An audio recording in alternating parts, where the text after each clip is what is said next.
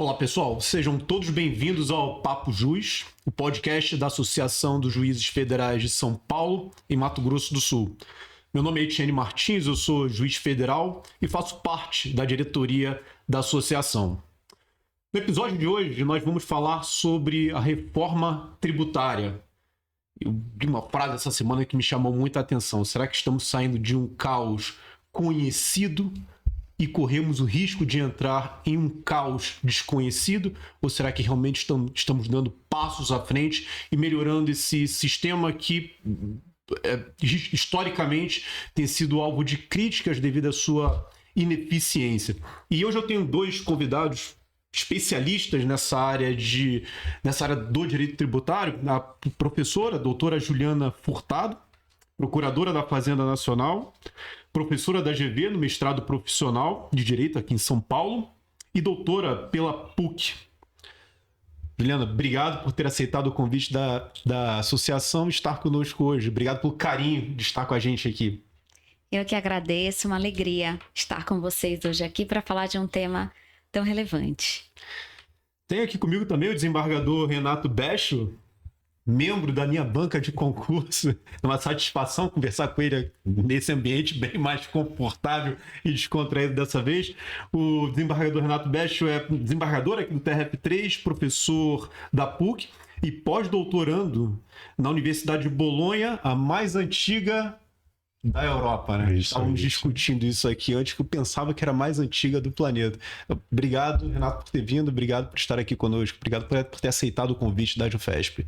É um prazer, Etienne, estar aqui ao seu lado, vendo que selecionamos tão bem, né, naquele concurso de 2013-2014, presidido pelo desembargador Cotrim Guimarães, e está do lado da Juliana Furtado, que é uma amiga, né, que nós temos aí uma história de contato de vida que já vão lá para mais de décadas, né, Juliana? Juliana nem morava em São Paulo ainda, a gente se conheceu, digamos, na viradinha do século, quando ela estava em Belém do Pará, ela é de Belém, coordenando um curso de especialização, e me recepcionou lá. E, né, Juliana, desde então os nossos caminhos cada vez se aproximaram mais profissionalmente aqui em São Paulo. É um prazer muito grande para mim estar contigo. O prazer é todo meu. É uma alegria. Quando o Renato faz um convite, não tem como negar, né, Obrigado. Renato? São muitos anos aí de amizade, de admiração. Recíprocos. Então eu tenho certeza que esse nosso papo aqui vai ser muito engrandecedor. Para mim é uma satisfação conversar com especialistas nas respectivas áreas, porque não só as pessoas compartilham muitas experiências interessantes, mas eu também aprendo bastante. O tributário, por exemplo, não é muito a minha área, então estou muito curioso nas reflexões que vocês vão fazer e discutir aqui hoje. Deixa eu começar com uma pergunta bem básica, bem ampla também. A reforma tributária, ela, na visão de vocês, o que ela realmente acertou, ou em quais pontos ela realmente acertou, e no que ou em quais pontos ela falhou, ou foi aquém do que poderia ter ido? Bom, Etienne, eu penso assim, nós precisávamos, sem dúvida nenhuma, de um rearranjo sobre a tributação do consumo. Não só sobre a tributação do consumo, como também a tributação sobre a renda. Eram muitos anos já de muitas controvérsias jurisdicionais, né, envolvendo uma série de pontos ligados à forma da tributação do consumo. Então, quando você pergunta assim, essa reforma, ela veio no momento adequado, ela era necessária? Era necessária. Mas nós não estamos falando de uma reforma, nós estamos falando de uma verdadeira revolução. Então, assim como ela traz pontos muito positivos, ela também traz um aprendizado para todos nós, né? Então, assim, o ponto positivo que eu vejo em especial dois. Primeiro, eu acho que eu vou ficar muito feliz de não precisar mais discutir creditamento de base de cálculo de PIS e COFINS, né? Isso é algo que entope os tribunais. A gente tem um repetitivo do STJ dizendo o que entra, o que não entra, o que você pode deduzir, o que você não pode deduzir, mas ainda assim é algo muito subjetivo, né? E quando você olha para a estrutura da reforma do consumo, quando a gente fala de BS e CBS, é base ampla. Então, na teoria, e eu espero que a teoria seja refletida na prática, você vai poder se creditar de tudo. Então, você vai acabar com essa discussão que para nós, eu e Renato, que gostamos muito dessa área do direito material, mas também do direito processual tributário, é uma notícia excelente. Agora, um outro ponto que também deixaria registrado, assim, de coisa boa. Eu acho que vai melhorar a questão das obrigações acessórias, dos deveres instrumentais. Tudo passa a ser eletrônico, nota fiscal. Então, assim, até a apuração do tributo, ela vai ser mais simples, porque basta que o contribuinte coloque ali o CNPJ, o CPF, indique o valor da operação, que vai ser tudo feito eletronicamente. Então, se nós pensarmos que existe no Brasil um custo, né, muito grande relativo a essa parte que é necessária, documentação de todas essas operações que o empregador acaba nesse onerado. sentido, eu vejo que realmente é um avanço. Agora, o que trouxe de ruim, talvez eu vou deixar a bola para o Renato aqui, mas assim, nós estamos um pouco perdidos em termos de litigiosidade, né, Renato? O que é que essa reforma vai nos trazer de litígio e quem vai resolver esses litígios, já que nós temos tributos gêmeos, né? Então, nós temos competência compartilhada, o que é muito fácil, né? A gente pensar que cada um cuida do seu. Na hora que você começa a pensar que o seu não é mais seu e sim é nosso, que é o que a reforma fez, passa a ser uma dificuldade muito grande. Dialogar e colocar todos esses atores para encontrarem... Para conversar, né? Para dialogar, para cooperar, para integrar. Então, talvez eu acho que a reforma podia ter trazido um pouco mais de... um desenho mais claro, por exemplo, da parte processual, que não trouxe.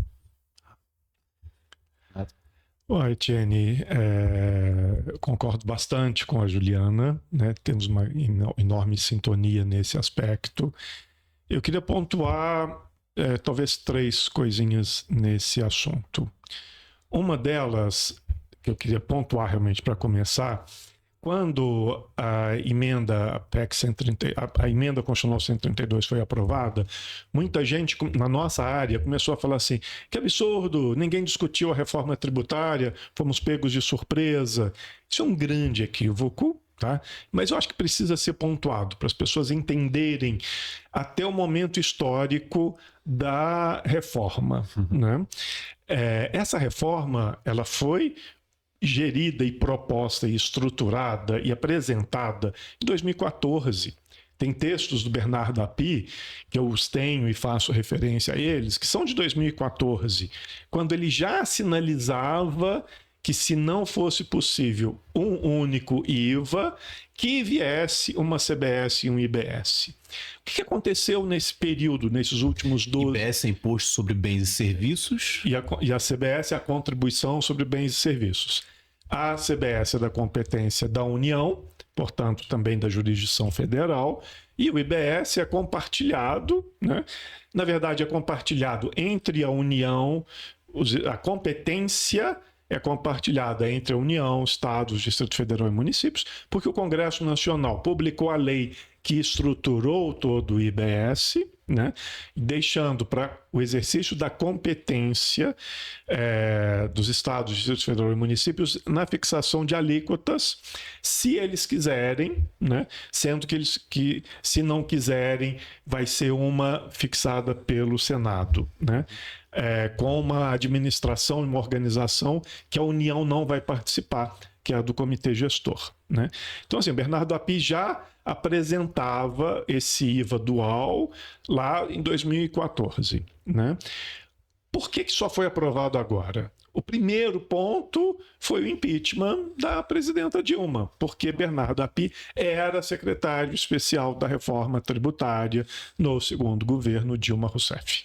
Então, a partir do momento em que o governo cai, entra Michel Temer,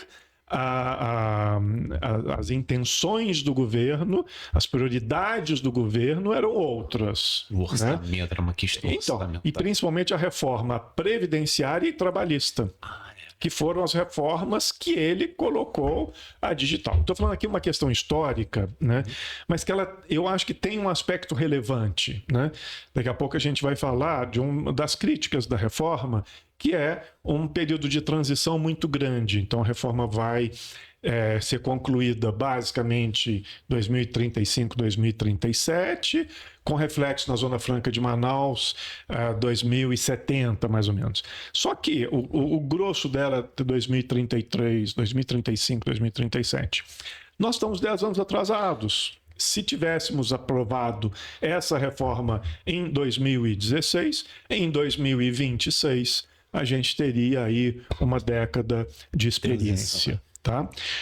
O segundo ponto que eu acho essencial para a gente compreender a reforma é que ela veio contra a guerra fiscal, contra o exercício da incompetência tributária para oferecer benefícios fiscais por estados e municípios. Essa é a guerra fiscal. Né? É um exercício da incompetência tributária. Tanto é que os críticos da reforma dizem: a reforma quebra o pacto federativo. É altamente discutível porque a guerra fiscal quebrou o pacto federativo. E a guerra fiscal foi uma conduta por décadas dos entes tributantes, desrespeitando sistematicamente a Constituição Federal. E o primeiro grande projeto para enfrentar a guerra fiscal é simplesmente de 1975. Para vocês verem como isso é um problema imenso. E vejam, a proposta de súmula vinculante número 69, relatoria do ministro Gilmar Mendes, ele nunca conseguiu aprovar no Supremo Tribunal Federal, que também era contra a guerra fiscal, declarando previamente que todas essas leis inconstitucionais já não gerariam efeito desde sempre. E nem o ministro Gilmar Mendes conseguiu aprovar a proposta de súmula vinculante. Se a gente não compreende esse contexto, porque é disso que a gente está tratando, é uma retirada de competência dos estados, do Distrito Federal e dos municípios, para eles pararem de descumprir a Constituição, pararem de agir inconstitucionalmente, porque trazia, como toda guerra, Etienne, a gente está vivenciando isso aí, nessa dos Estados Unidos e Israel contra o Irã. Os lados cometem barbaridades, né? O Estado de São Paulo, por exemplo, a partir do momento que ele viu que institucionalmente não conseguia resolver a questão da guerra fiscal, ele foi para a guerra também. Então, quando um produto entra no Estado de São Paulo, que foi gerado, enfim, por vantagens tributárias que o Estado de São Paulo entende que são inconstitucionais, e nesse caso eu acho que ele está correto, né? O que ele fala? Eu quero a glosa dessa tributação. Eu vou fazer incidir a tributação porque eu tinha que ter sido chamado para palpitar sobre a lei que instituiu esse benefício fiscal e não fui. Então eu não reconheço essa lei de qualquer dos outros estados da federação. E os empresários chegaram à conclusão que eles estão pagando um preço muito caro por isso, né? Então hoje, na nossa imensa litigiosidade, né, dizem que nós temos 7 bilhões de reais em discussão.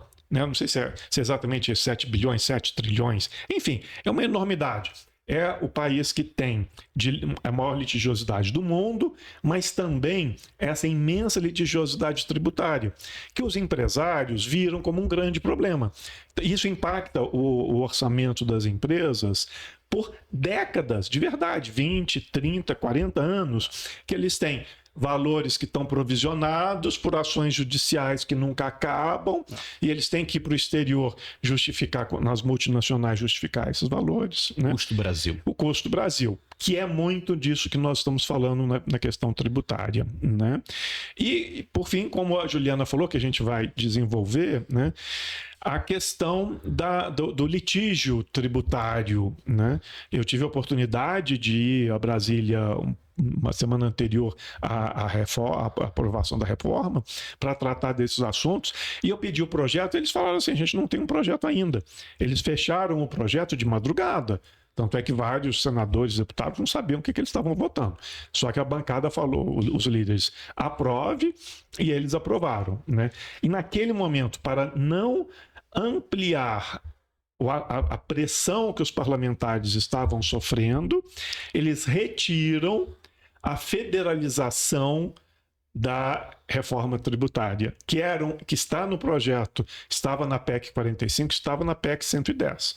Se o IBS e a CBS são impostos gêmeos, que depois a gente vai ver que eles foram separados na maternidade, mas eles nasceram gêmeos e com uma lei única, então tem o interesse da União, é efetivo. O interesse da União atrai as matérias para a Justiça Federal. E os estados e os TJs falaram assim, a gente não aceita isso. Então, naquele momento histórico, às vésperas de aprovar a emenda 132, o que os parlamentares decidiram? O presidente e o relator da comissão de reforma. Vamos retirar essa questão da litigiosidade. Ela ficou para depois. O depois é agora. Não, interessante esse aspecto histórico, porque ele lança a luz sobre o momento que estamos e como devemos operacionalizar essa reforma daqui para frente. Você falou que tem a transição em mais ou menos 10 anos. E alguma reflexão sobre essa transição do que... Não, acho que há várias reflexões, né? Acho que deve ser o grande calcanhar de Aquiles da reforma, né? Porque essa mudança, essa saída do velho para chegada do novo. Enfim, quais reflexões que vocês gostariam de compartilhar? Imagina. Eu acho que esse longo período de transição é para todo mundo. É para as fazendas estaduais, municipais, federal, né? E também para o contribuinte. Então, como a mudança é muito grande, veja, isso que o Renato colocou da guerra fiscal e tudo, é assim, nós saímos de um momento em que cada estado tinha sua lei, cada município tinha sua lei, cada um cobrava seu ICMS do jeito que queria, cada município cobrava o seu ISS como queria, e era aquela briga, se eu cobro ISS, se eu cobro ICMS, e assim sucessivamente. De repente, você precisa colocar todo mundo para conversar, e junto com os contribuintes, porque quem vai atender a essa normatização toda são os contribuintes. Então, o que eu vejo nesse longo período de transição? Primeiro, eu vejo que é necessário, porque as empresas, primeiro, a gente passa a ter uma revolução tecnológica, né? Então, é claro que a União Federal, ela já segue, se olha o trabalho da Receita Federal, ele é muito tecnológico hoje em dia, né? Mas o comitê gestor, que vamos dizer, seria o equivalente à Receita Federal, né? Porque é quem vai, o comitê gestor é quem vai, em termos de IBS, que é o Imposto sobre Bens e Serviços, que junta o antigo ICMS e o ISS, né? Quem vai gerir. Então, ele vai ser responsável por arrecadar, ele vai ser responsável por distribuir, ele vai ser responsável por uniformizar as fiscalizações. Porque, veja, você tem uma empresa, essa empresa ela pode ser autuada pela União, por conta da CBS, como ela pode ser autuada por um estado por conta do IBS. Então, assim, se eles são tributos que têm uma regulamentação, como o Renato colocou, única, eles não podem caminhar diferentemente. Então, veja, o que a Receita Federal definir aqui, ela vai ter que conversar com o comitê gestor para que nós tenhamos uma uniformização e uma harmonização. Então, veja como é interessante, porque o comitê gestor não só ele vai ser responsável, né, por uniformizar o que tem que ser feito ali entre as administrações tributárias e as procuradorias de estados e municípios e Distrito Federal, como ele vai ter que conversar fora do comitê gestor, que é o que a gente chama de harmonizar com a União Federal, porque no final todo mundo precisa falar a mesma língua. Então, quando você pergunta por que a gente tem 10 anos aí para pensar numa adequação, simplesmente porque o contribuinte precisa se adequar. Tá? Tanto que os primeiros anos, esse ano não tem alíquota de nada. Tá? Algumas empresas estão fazendo como se fosse um teste com a Receita Federal para testar os sistemas e tudo, porque vai ser tudo eletrônico, tudo tecnológico, né? Tanto que a gente fala que nós estamos migrando, né, o devido processo legal para o devido processo tecnológico, porque nós passamos a ter que entender nesse meio digital como é que fica os direitos e deveres do contribuinte, como que fica os direitos e deveres, né, do sujeito ativo das relações jurídicas tributárias. Então, veja que interessante. Agora, junto com isso, né, a gente tem que também contar com uma certa parcimônia das administrações tributárias. Em que sentido, Renato, que eu penso, né? E isso tá na norma. Não começar a multar desde o começo, porque tá todo mundo numa fase de aprendizado. Então, você só vai ter a alíquota mais cheia daqui a uns 2 anos. Então, IBS ainda não tem nada. Mal montou o comitê gestor, né? Exato. A CBS está mais à frente. Ano que vem, as empresas já começam a recolher um pouquinho, bem pouquinho de CBS. 0,9%, salvo engano, e 0,1% de IBS. Isso, exatamente. Né? E aí, no outro que vão ano... abater do ICMS, ISS, PIS e COFINS. Exatamente. Então, a gente vai ter um período muito complicado, né? Então, assim, de concomitância dos dois sistemas. Então, isso é um custo, mas, assim, é necessário.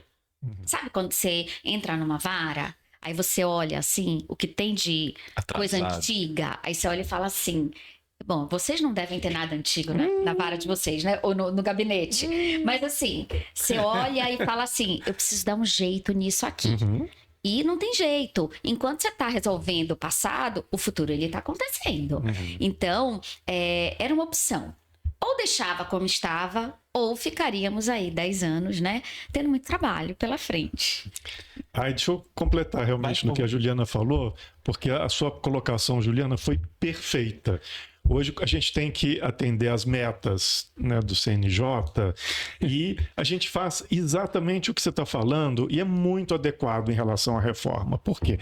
Porque a gente tem meta que é para julgar os processos mais antigos, realmente assim, você tem que julgar processos que já estão lá 2000x, e você tem que julgar um número maior de processos do que entra. Então, são duas metas que olham para situações distintas. Uma olha para a data do processo e outra olha para a quantidade dos que estão entrando. E para a gente conseguir fazer uma harmonização, você tem que julgar os mais antigos para atender uma meta e os mais novos, que são mais fáceis. Porque o processo antigo que está lá para ser julgado é porque é mais complicado, né? Então, a sua colocação foi perfeita. O que acontece conosco no judiciário é o que os empresários vão ter que fazer também. E as administrações também, né? Exato. Porque, ó, eu estava falando uma coisa e acabei deixando escapar. Uma coisa é você olhar a tecnologia que envolve a União Federal. Hoje você senta na frente do computador, estamos bem na época, né? Fazer o imposto de renda. Vem tudo pronto para você. Pré-preenchido até, né? O atual ministro disse, talvez a gente nem precise mais de declaração do imposto de renda. Vocês podem deixar que a gente faz isso tudo. Agora você imagina Renato, um município que mal tem procurador, que mal tem administração tributária, não tem fiscal, ele tem um outro fiscal ali, né? Nós temos mais de 5 mil municípios, quer dizer, Sim. todos esses vão precisar se adequar a uma realidade que para eles também é nova. Então, assim, eu falo que a gente vive e nas nossas atividades principais, né? Você como desembargador, eu como procuradora, olhando muito a União Federal e uma realidade que não é a realidade de estados e municípios, né? Da grande maioria dos municípios, principalmente. Sim. Então, assim, vai ser um período doloroso? Vai. Mas eu vale acho que a gente vale a pena. precisa passar por isso. Né? Precisa passar por isso para a gente, acredito que vai doer, mas vai passar. E vai melhorar. O resultado vai ser bom, né? Eu espero que o resultado seja ótimo. Potencialmente porque tem tudo tudo pra que a dar gente certo, vai passar não pode ser bom. Pois é. Tem que ser ótimo, né, Renato? Etienne, me permita fazer um acréscimo aqui na linha do que a Juliana está falando, que é um outro ponto extremamente importante. Né? Nós temos 5.570 municípios no Brasil. Desses, 80% não sobrevivem com renda própria. Tá? Então, nós estamos falando de uma estrutura que, de certa forma, tem 5 mil municípios que precisam eles sobrevivem de transferências de renda da União e dos estados. Né? A dinâmica para eles vai mudar completamente. Né? E, de certa forma, vai resolver uma série de problemas. Por quê? Porque o comitê gestor vai impor o seu sistema informatizado. E esses municípios, eles não vão ter espaço, ainda que eles não tenham condições, eles não vão ter espaço de ter o seu sistema próprio de acompanhamento processual ou de declaração de tributos, porque isso vai alterar a lógica do sistema. Até então, esses municípios, e pensem nos municípios muito pequenos do país inteiro, né? Esses municípios não precisavam muito investir nas suas carreiras jurídicas ou técnicas de arrecadação, porque eles simplesmente esperavam a reforma, a distribuição que vinha do compartilhamento de rendas da União e dos estados. Essa lógica muda, de certa forma, eles vão continuar recebendo o dinheiro que o comitê gestor transferir para eles, mas tem um componente novo. Eles passam a ter o direito de fiscalizar todas as empresas do país. Dei um exemplo no congresso que eu falei semana passada e estavam lá só advogados, né? Então, vai que tem algum advogado também nos ouvindo aqui, Etienne, né? Eu fiz um comentário a respeito de um professor daqui de São Paulo que eventualmente vai fazer uma sustentação oral no TJ do Amazonas. Quando ele chega de volta no seu escritório, ele pode receber em breve a fiscalização do Estado do Amazonas e da Prefeitura de Manaus. Por quê? Porque ele prestou um serviço tributável. Há quem diga que o IBS e a CBS não deveriam ter esses nomes, deviam se chamar IST, salvo engano é o professor Roque Carrasa, criticando, mas ele está certo. Por que seria o IST? É o Imposto sobre Tudo. Isso muda muito a dinâmica do CBS, muda muito a dinâmica de ICMS e ISS e das nossas discussões, como a Juliana falou também, o que se debita de ICE, de PIS e COFINS, que tinham muitas discussões assim, esse evento não é tributável pelo ICMS. Só que o contribuinte entra com uma ação também em relação ao município e fala, mas também não deve ser sobre ISS. Como eles não conversam entre si, eles não pagavam nada no final das contas. Isso vai acabar porque é um IST, é um imposto sobre tudo, né? Agora, veja, vocês perceberam a mudança da lógica?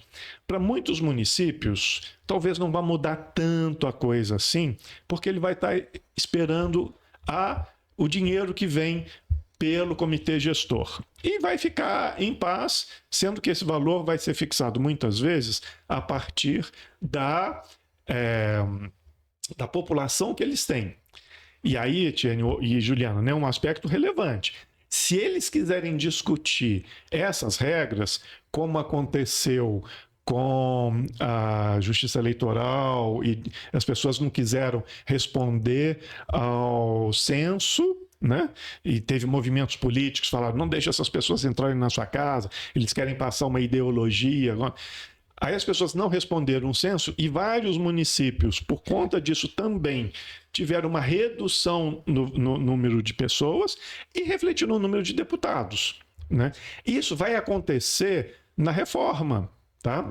E com um detalhe, se eles quiserem acionar, por exemplo, se um município quiser entrar com uma ação contra o comitê gestor, vocês sabem qual é o foro de competência? Superior Tribunal de Justiça. Eles vão direto para Brasília. E o STJ, esse tipo de discussão vai ser uma loucura, se isso acontecer. Né? Bom ponto, bom ponto.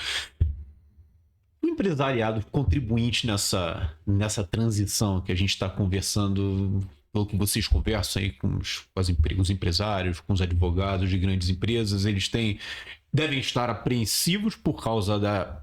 Ninguém sabe como vai ser essa transição, mas no geral estão satisfeitos com a reforma, com a proposta da reforma. Acham, em outras palavras, vai ficar mais simples para a gente essas obrigações secundárias, enfim. Qual a impressão que vocês têm?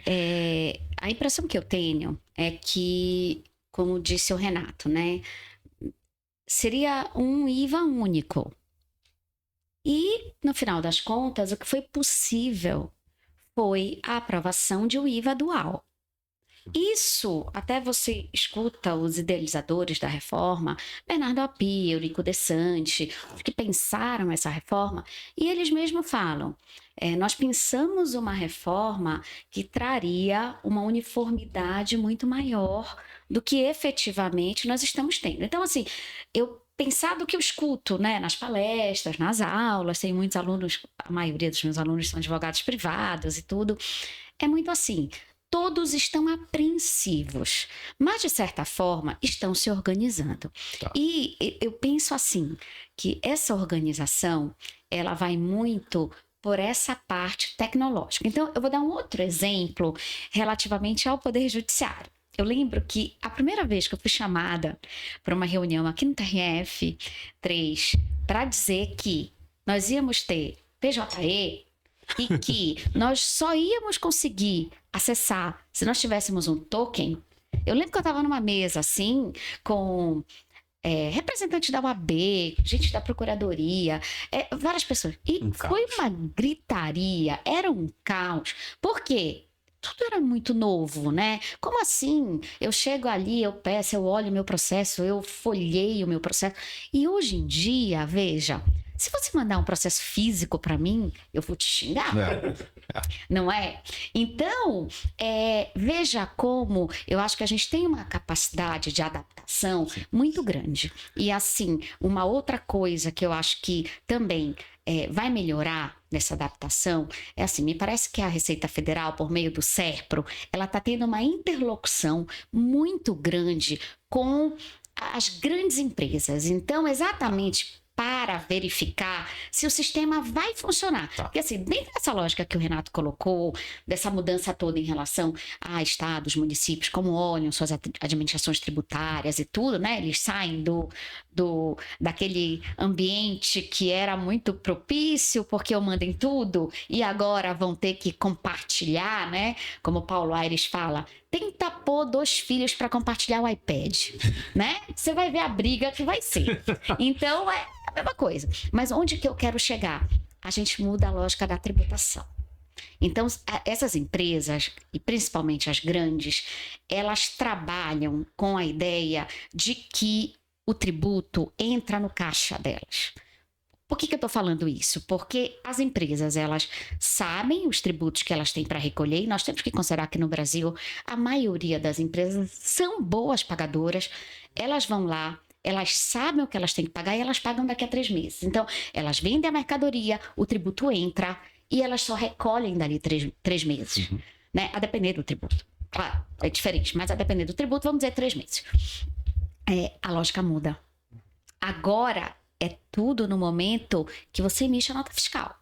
Então, emitiu a nota Pagou. fiscal, a gente já tem ali certinho, por isso que a gente fala que é simplificado e transparente. Você, consumidor, já sabe o quanto que você está pagando de imposto sobre consumo. E a empresa? E a empresa também. Só que a empresa nem vê esse dinheiro. Porque já acontece o que a gente chama de split payment, né? Que pensa numa plataforma de iFood, de comida, que você pede na sua casa, né? Você sabe que ali tem o entregador, tem a plataforma, tem o restaurante. Todo mundo já sabe o que é o seu. Nossa, É cadê? igualzinho. Então, você não vai mais ter essa coisa de eu vou vender e eu vou pagar. Não. A retenção, ela vai ser no momento da venda. Então, se você usava aquele dinheiro para girar o teu negócio, você tem que mudar a lógica.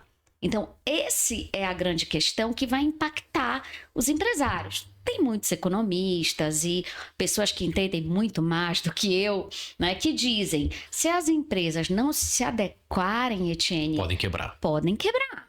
Porque é uma carga tributária, assim, tá se falando numa alíquota de 28%, 27%, tem um limite, mas não vai ser uma alíquota baixa.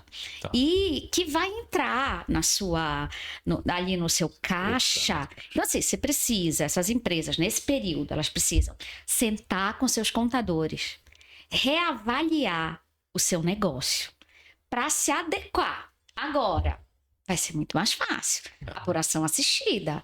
Ela vai lá, dá o CPF, diz o que ela vendeu, a nota fiscal. Quer dizer, você evita sonegação, você diminui execução fiscal, porque O split payment vai pegar o dinheiro antes do empresário ter acesso a ele.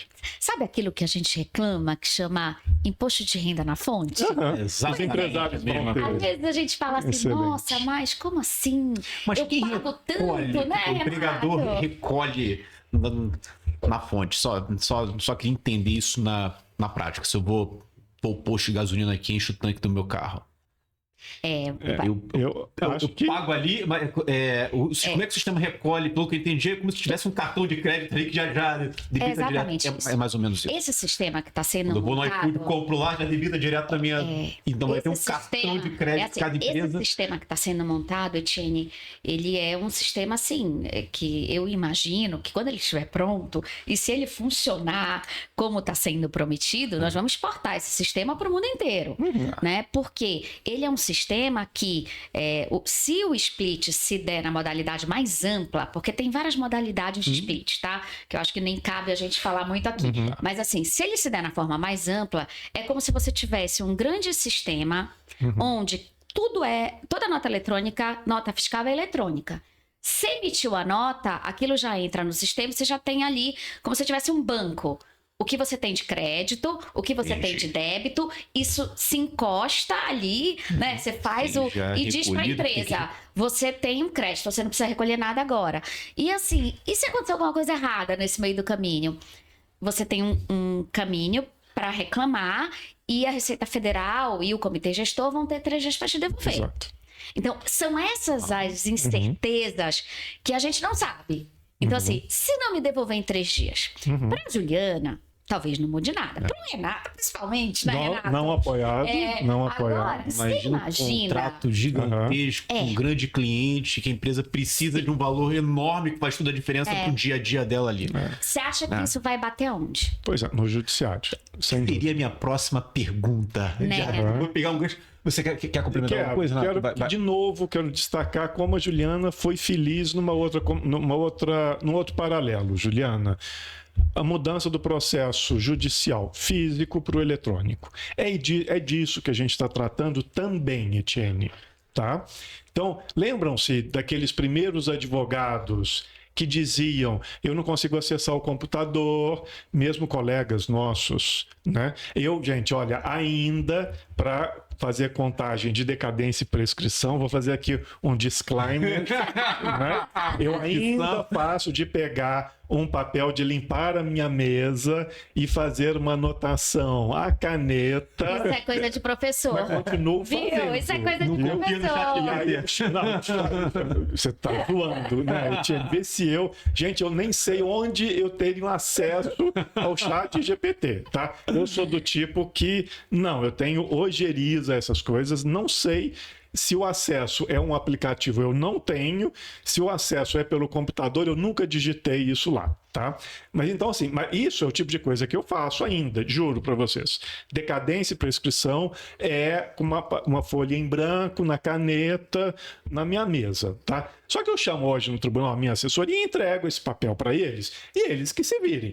Como que eles vão digitar, se vão usar alguma coisa. Espero que só usem o LIA, que é o permitido pelo tribunal, e que eles leiam antes, né? Mas enfim, mas o paralelo que a Juliana está falando é muito interessante e muito, muito didático, Juliana. Eu acho que é muito como vai acontecer. As grandes empresas, elas estão preparadas para isso. A gente teve um congresso da PGFN na Fiesp, e vários desembargadores estavam conosco, inclusive o desembargador Carlos Delgado, para citar um que estava na mesma mesa, né? E esse tipo de coisa foi discutido lá, Etienne, e foi concomitante ao congresso da Juliana Furtado na FGV, que foi um congresso também espetacular, né? Então, assim, o grande empresário, ele já vive esse mundo. Aquele do armazém, o do bar, do restaurante, o exemplo, né, do iFood é muito pertinente. O que vai acontecer quando o split payment estiver funcionando? O cliente vai debitar ou vai fazer o seu Pix para dar um brasileiro, né? E quando ele fizer o Pix, vamos supor, de R$150, o dono do restaurante ou o iFood, que quer seguir, ninguém vai receber R$150. Né? Então, essa pessoa já vai, por exemplo, o dono do restaurante, ele já vai receber, por exemplo, R$110. Entendi. O iFood, eu estou chutando, viu, valores, gente? O iFood vai receber, sei lá, R$5, R$10. O comitê gestor e a Receita Federal já vão receber imediatamente os 28%. O que vai mudar a lógica, e eu acho que isso vai virar várias ações judiciais, do caixa das empresas. Porque hoje eles recebem 145, sabendo que tem que pagar 28, só que paga primeiro o empregado, primeiro o fornecedor, e vai dar um empurrãozinho nisso. Isso vai mudar essa lógica. Porque vai ser automático, vai ser automático. Do pagamento. E eu acho que o apoio dos estados, Distrito Federal e municípios ao sistema virá nessa hora que o dinheiro for fluir no caixa deles diariamente, instantaneamente. Né? Então, um secretário de Estado da Fazenda poderá saber quanto ele tem em caixa antes dele ir almoçar e quanto tem quando ele voltar do almoço, entendeu? Porque vai ser uma espécie de fluxo contínuo de dinheiro. E como a Juliana falou, a promessa, a previsão é que se precisar de fazer um ajuste, esse ajuste vai acontecer em 3 dias.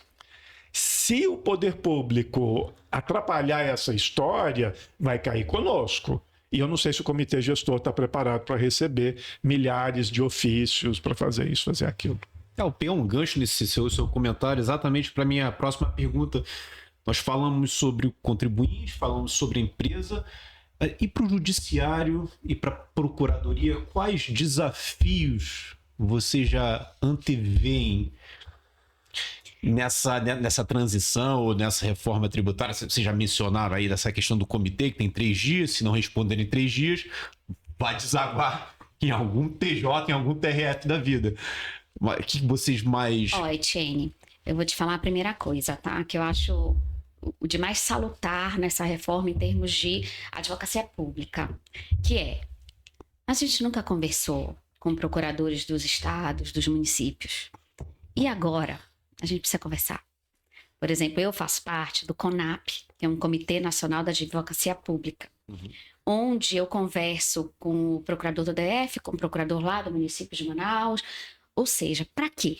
Nós precisamos falar a mesma língua. Veja, vai diminuir os litígios? Eu imagino que sim, já estou fazendo uma referência entre a atuação da advocacia pública com o Poder Judiciário. Acredito que sim. Eu acho que muita coisa que nós já citamos aqui vai desaparecer. Pelo fato de a gente passar a ter uma lei única, enfim, até no processo administrativo, que nós tínhamos milhares de leis em cada estado, em cada município, quer dizer, a gente vai poder ter um contencioso administrativo que pode ser uma porta que impeça coisas de chegarem ao Poder Judiciário por conta de ser reconhecido algum equívoco num lançamento, alguma coisa assim, enfim. Mas, veja, é muito interessante que a gente olhe para o seguinte dado. Nós temos uma veia contenciosa. Não adianta. Não adianta.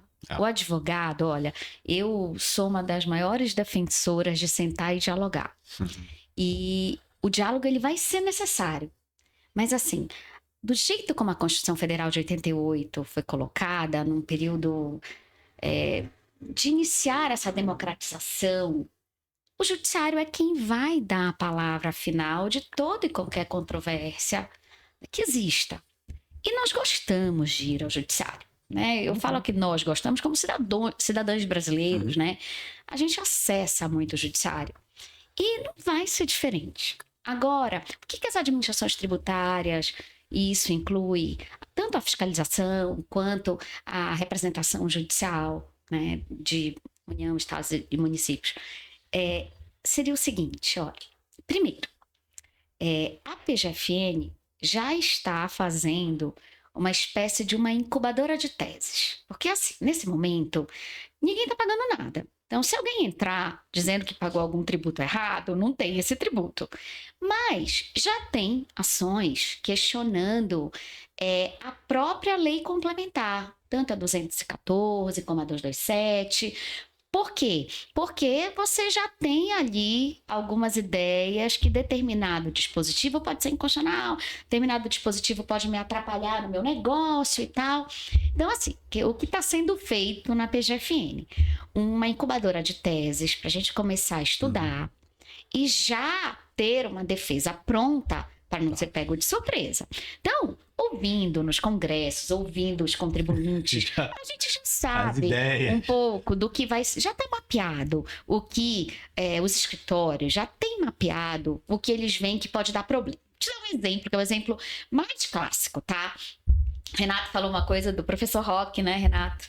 Que é o imposto sobre tudo, né? É porque, assim, o que não é serviço é bem, o que não é bem é serviço. Então, absolutamente tudo entra na base de cálculo, tá? Tudo. Só que aí a gente tem um ponto, que não era assim. Então, será que o advogado não vai questionar? Eu vou te dar um exemplo que eu ouvi numa palestra que eu achei sensacional. Foi assim, você manda uma pessoa da sua empresa e prestar um serviço para um cliente em Brasília. Aí você paga a passagem aérea, né? Você paga a alimentação, hotel. Quem paga é o cliente. Tudo agora vai ser o cliente querer crédito. Se ele pagou isso, foi uma despesa, ele quer acreditar. Mas o que é que eu ouvi, né, de uma advogada muito experiente? Ela disse o seguinte: a passagem aérea é crédito, mas o hotel não é. Por quê? Então, assim, boa pergunta, existem algumas coisas na legislação que o que eu entendo ou o Comitê Gestor e a Receita Federal dão essa resposta logo, ou isso vai ser dado para o judiciário interpretar e responder. Então, Renato, quando eu sento numa mesa como 20 num congresso ou numa mesa, assim, eu tenho até taquicardia, porque eu vou ouvindo muita coisa, né? Mas tal coisa, isso cabe dentro de serviço, isso não cabe. Agora tudo cabe dentro de serviço. Mas se a gente for levar essa nossa veia contenciosa, a gente é muito... consegue, né? Desenvolver muitas teses. E então, eu acho que esse é o ponto. Eu acredito que as administrações tributárias, isso eu estou falando em geral, vão precisar se antecipar. E já que nós já sabemos, Renato, por exemplo, esse quadro, né, é uso pessoal. Na sua casa, sim. Na E no restaurante? E no motel? Eu posso ter um quarto de hotel sem ter uma decoração? Será que aquilo não foi um gasto? Então, assim, veja, isso, se a Receita Federal, que vai começar a CBS primeiro, já definir, olha, quadro, se você está exercendo uma Netflix, tem discussão se é uso pessoal ou se não é. Então, assim, é numa escala menor? Renato, porque antes a gente discutia toda e qualquer coisa se podia ser abatida ou não da base de cálculo do PIS e da COFINS, certo? Sim. Agora, a gente, assim, diminuiu muito esse campo, mas ainda assim, não vai acabar. Então, é por isso que eu vejo, assim, a advocacia pública se organizando para falar a mesma língua, tá? Quem for defender o IBS lá em Manaus, tem que defender a mesma coisa de quem estiver defendendo a CBS aqui em São Paulo. Porque no final, aquele dinheiro vai ser dividido para todo mundo. Então, se o judiciário virar e falar assim, o artigo tal da Lei Complementar 214 é inconstitucional, vai valer para todo mundo, porque são as disposições gerais que valem para todo mundo. Aí eu vou ocupar o espaço do Etienne e vou fazer uma pergunta para Juliana. Pode ser? Sim. Então tá, Juliana. E aí, nesse caso, né, o judiciário vai ser chamado e tal.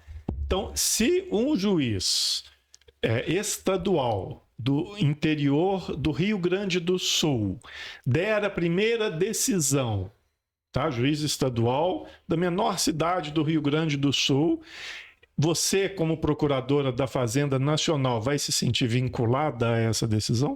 Olha, veja, não vou me sentir, porque essa decisão vai ser dada, né, lá na Justiça Estadual. Para aquele caso. Para aquele caso ali. Ele não tem esse efeito vinculativo.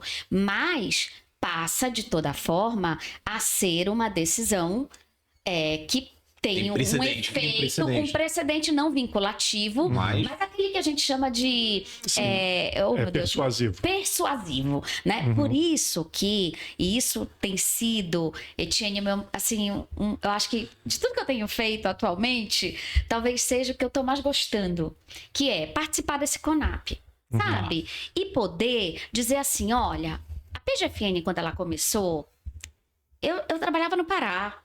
O que eu escrevia lá era completamente diferente do que quem morava aqui em São Paulo. E de 2010, 2015 para cá, hoje em dia não existe mais isso. A mesma petição que entra aqui, entra lá. E é isso que a gente vai ter que fazer. E não estou dizendo que o modelo da PGFN é o modelo ideal, não. Mas veja, quando a gente senta, né, eu sempre falo isso, que professor gosta de ser professor, porque quando a gente põe numa mesa, né, Renato, várias cabeças pensando, surgem muitas ideias. Então, você imagina, se a advocacia pública já é potente, você imagina se ela se unir para defender aquilo que ela entende como correto. E também para não defender aquilo que eventualmente vai causar mais litigiosidade. É atuação estratégica. Isso que eu entendo que estados, municípios, União vão ter que entender. E aí o Renato ele deu, Renato, a resposta para isso que eu tô falando. Por quê? O dinheiro vai cair lá, direitinho. Então, assim, ou todo mundo se une para defender aquilo, ou então o dinheiro não cai. Porque aí vai ser judicializado e se sabe, né? Tem aquela máxima que a gente brinca e fala... Da cabeça do juiz, cada juiz pensa de uma forma e tá certo. Ele tá analisando um caso concreto, ele tá interpretando de determinada forma. Então, assim, se cada procurador começar a trazer uma tese diferente para aquilo ali, onde nós vamos chegar?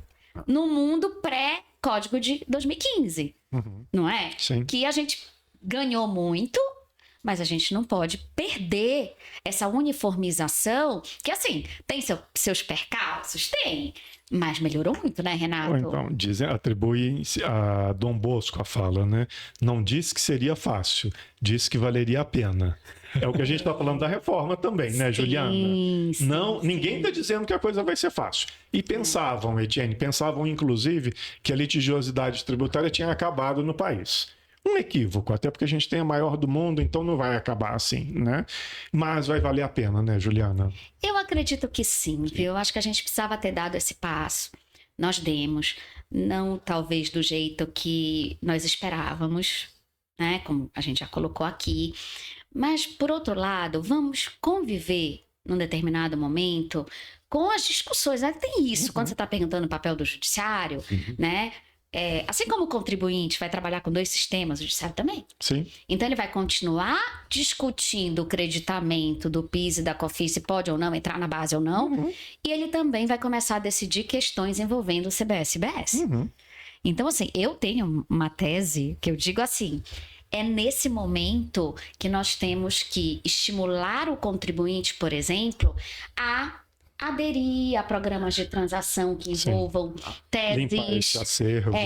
Para limpar esse acervo. Por exemplo, nós vamos sim ter uma diminuição de execução fiscal. Então, assim, vamos olhar um pouco para trás. Isso eu tenho feito lá eu estou no CNJ, no conselho do DPJ, né, do Departamento de Pesquisas Jurídicas, e a gente tem olhado muito para as execuções fiscais, porque assim, há quanto tempo a gente trabalha em cima delas e parece os números caem, mas eles caem, eles sobem, eles caem, eles sobem. Então, assim, será que não está na hora da gente fazer uma limpa nisso tudo e pensar, vamos começar, vamos recomeçar, né? Então, eu acredito muito nisso, sabe, Renato? Que nós vamos... Talvez a gente já não tenha tanto gás, né, para viver esse mundo novo, mas... Tem muita gente jovem chegando aí, Juliana. Aí, não é? Que vai ter muito lugar aí para ser e com mais acesso ou habitualidade com os chats GPTs da vida. IAs da vida. Renato, você publicou um livro sobre responsabilidade tributária. Antes da reforma. Sim. Alguma reflexão nessa área do direito tributário, responsabilidade tributária, Você escreveu um artigo para o Valor Econômico sobre esse tema, não foi? Então, na verdade, a gente está misturando algumas coisinhas. Teve o livro da responsabilidade tributária, sim, que é do ano passado, né? Em que eu faço uma compilação e uma atualização de 2 trabalhos anteriores, né? Tanto a minha tese de doutorado quanto a da Juliana foram de responsabilidades tributárias, né? Eu falo que eu tenho, na verdade, assim, não estou fazendo propaganda até porque esses outros livros nem estão no comércio, né? Mas a minha tese de doutorado, eu tentava entender a doutrina, porque ninguém falava a mesma língua, o que é responsabilidade tributária e tal. O segundo foi para tentar entender a legislação, o que está dentro do artigo 135, afinal de contas. E o foco do terceiro é mais da jurisprudência, né? E eu acho que eu consegui encontrar, principalmente, refletir as conclusões mais recentes do Superior Tribunal de Justiça em matéria de responsabilidade tributária, né? Que, na verdade, é um rótulo muitas vezes mal utilizado, principalmente pelas procuradorias, né? Você fala, é responsável tributário, por quê? Porque praticou fraude, praticou sonegação. Então, mas a gente tem que combater a fraude, a sonegação. Não é isso que é responsabilidade tributária, né? Mas eu fiz a atualização no livro também sobre a reforma tributária. E tem um ponto que eu tenho muita curiosidade acadêmica, Etienne, para saber como nós vamos fazer. Por quê? A legislação atual da reforma tributária diz que é responsável tributário as pessoas que forem envolvidas direta ou indiretamente no processo produtivo ou de circulação de bens e serviços, materiais ou imateriais, inclusive localizadas no exterior. E eu fico pensando, será que quem propôs esse texto que está na Lei Complementar 214 sabe como eles vão responsabilizar essas pessoas? Então vamos imaginar, por hipótese, né, que o imposto sobre tudo vai incidir sobre ganhos de pessoas por postarem coisas em plataformas digitais. Tá? Em princípio, isso é tributável, né? E várias dessas empresas podem ser que elas não tenham representantes legais no Brasil. Isso é uma discussão jurídica que a gente já teve, mas pode voltar a ter, né? Então, sei lá, um joguinho, uma bet que a empresa não esteja no Brasil, que a pessoa coloque um VPN para fingir que está em outro país, para poder no Brasil jogar com isso, e vamos supor que essa pessoa vai receber esse dinheiro, né? Esse dinheiro, em princípio, ele é tributável. E se ele não for tributável na fonte, ou seja, por uma bet, eu detesto bet, não estou fazendo propaganda, nunca julguei, mas assim, eu estou antevendo uma possibilidade fática. Tá? Essa empresa não está localizada no Brasil, não tem representante legal no país, pode ser que ela se envolva em questões tributárias, né? Pode ser uma questão de publicidade se não for uma bet, né? E a lei diz que essas pessoas, mesmo não localizadas e não residentes no Brasil, sem CNPJ, sem nada, elas vão responder pelo tributo. E eu fico perguntando, como?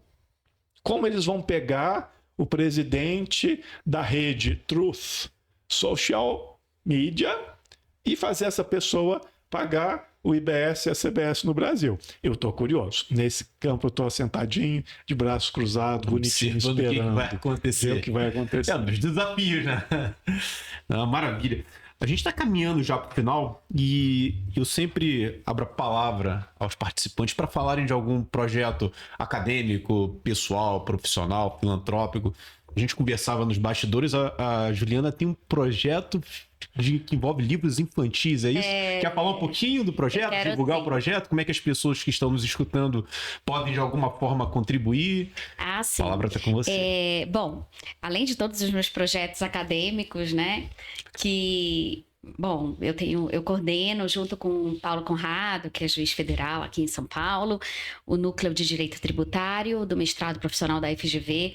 Nós temos um grupo de pesquisa que trata das questões contemporâneas do contencioso tributário, temos reuniões quinzenais, então assim, é aberto e é muito bacana porque como é um mestrado profissional, legal, a gente sempre, né, olha para a teoria mais aplicável, né? Tá. E ao lado disso, junto com a Fernanda Camano. É só presencial? É virtual. É só acessar? Na verdade, pode me pedir, eu tenho tudo. Basta me acessar pelo Instagram, tá, né? Eu acho que é mais fácil pelo Instagram ou pelo LinkedIn. Juliana F. Costa, o @ Juliana F. Costa, que eu passo todas as informações. E ao lado disso, eu conheci a Fernanda Camano, que também está na FGV conosco. E nós temos um projeto que chama Ler para Sonhar. Legal. Então, eu acredito muito que a leitura, ela muda vidas. E nós começamos com uma coisa muito pequena, mas o negócio cresceu, que nos nossos grupos de WhatsApp, eu sou mãe, a Fernanda é mãe, temos filhos que leem muito nas escolas que eles estudam, hoje, né? Leem bastante, e nós pensamos, né? Será que não é possível levar esses livros para outras crianças? Então, assim, nós já recolhemos e distribuímos mais de 4.000 livros em 3 anos de projeto. Já reconstruímos bibliotecas, uma biblioteca que tinha sido completamente destruída da Casa do Pão dos Pobres lá em Porto Alegre, na época da chuva. Bacana. A gente distribui livros para o Instituto Bacarelli, que tem um projeto lindo em Heliópolis. Tem um projeto do Einstein na comunidade de Paraisópolis, que a gente manda livro para lá também. Então, assim, quem tiver filhos nessa idade escolar, livros de literatura infanto-juvenil, também pode me acessar, que a gente dá um jeito de buscar. Se a gente mandou deixar livro lá em Porto Alegre, a gente dá um jeitinho de mandar buscar, e é uma alegria. Então, assim, a gente cataloga, separa o que é bom, o que está em perfeito estado, classifica, entrega pronto, ainda vai contar história. depois lá com uns amigos meus que são atores, né? Porque eu não consigo contar a história, eu só consigo contar a história da reforma tributária. Então, eventual organização, escola que queira receber esses livros pode entrar em contato com você. Também pode entrar em contato. O que a gente quer é pensar que o livro pode te levar para caminhos, né, que você nem imagina. Então, é isso aí que a gente tem que pensar para o futuro, né, ser melhor nesse nosso país. A gente trabalha tanto por isso, né? Então, vamos tentar fazer alguma coisa que vá além da nossa atividade do dia a dia. Bacana, bacana. Obrigada. Renato? Olha, Etienne, lá em casa a gente ajuda uma instituição chamada Casa 1, que fica no centro de São Paulo, bem no centrão, que é de acolhimento para pessoas da comunidade LGBTQIA+, que ficaram em situação de rua por terem sido expulsas pelas suas famílias, né? E são pessoas basicamente que chegam em São Paulo expulsas, abandonadas, né? E a Casa 1, eles têm uma capacidade muito pequena, acho que até somente 40 pessoas, de acolhimento, mas também, digamos, de tratamento e de ressociabilização, que é para essas pessoas aprenderem algum tipo de ofício, etc., né?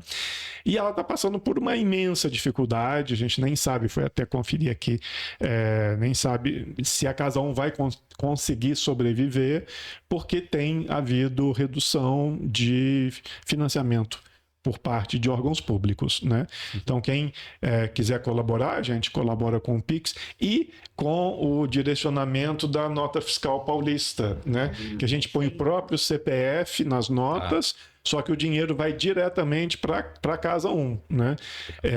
A gente tem que fazer isso apenas uma única vez, que é entrar no site do governo de São Paulo e fazer o direcionamento, né? E é uma coisa bastante simples para a gente, que pode fazer diferença e faz. A vida faz de muita a diferença gente. de muita gente. Legal, bacana. Olha, adorei a conversa. O bom de conversar com o professor, que para os professores tem várias histórias, várias reflexões, frutos aí não só da atividade acadêmica de pesquisa, mas também da atividade profissional de cada um de vocês. Aprendi bastante. Tributário não é muito a minha área, escutei muito falar sobre a reforma, mas como não julgo nada referente a tributário, sempre vai deixando de lado. Então para mim foi muito esclarecedor. Agradecer em nome da Jufesp o carinho de vocês por ter encontrado um tempinho na agenda para estar aqui para gravar o podcast, falar para os nossos ouvintes. Obrigado mesmo pelo carinho e pela atenção de vocês. Eu quero agradecer também, Etienne, a você, a Jufesp e a Juliana. E assim, aprendi muito, Juliana. E a gente sempre fala, né? Uma aula, as aulas mais gostosas, Etienne, é quando o professor aprende com os alunos. E eu, nesses 30 e poucos anos de carreira, aprendi muitas vezes com os alunos, né? E hoje eu aprendi muito com a Juliana Furtado. Muito legal, uma delícia. Muito eu obrigado. nem tenho como agradecer o convite aqui da Jufesp, por intermédio do Renato. E cada vez mais eu acho que a gente vai se encontrando, né, Renato? E assim, eu tenho uma coisa engraçada para contar, né? Os meus colegas da Procuradoria morriam de medo do Renato. E achavam o Renato muito bravo. E eu falava, não, o Renato é meu amigo, ele é muito legal. Como assim ser amiga da Ana? Sou. E acho ele uma pessoa inteligentíssima, uma pessoa que é estudiosa e que procura levar para o seu trabalho tudo aquilo que ele ensina para os alunos dele. Então, se ele aprendeu comigo hoje, eu aprendi muito demais com você a vida toda, viu? Muito obrigado.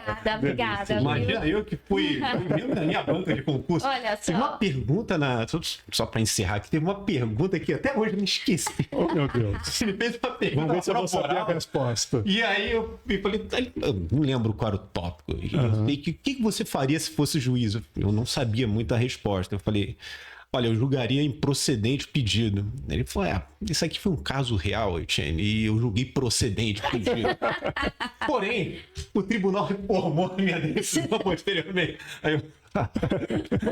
Tanto que você foi aprovado. Obrigado pelo carinho, mais uma vez, obrigado pelo tempo de vocês. Obrigado pela atenção de vocês, nossos ouvintes. Peço que nos sigam nas redes sociais. Esse ano a Jufesp completa 30 anos. Nós temos uma série de atividades acontecendo e programadas ao longo do ano. Então, nos sigam, marque lá o sininho para você ficar atualizado de todas as, não só dos próximos episódios aqui do podcast, mas também das atividades que a gente vai desenvolver ao longo do ano. Obrigado e até a próxima.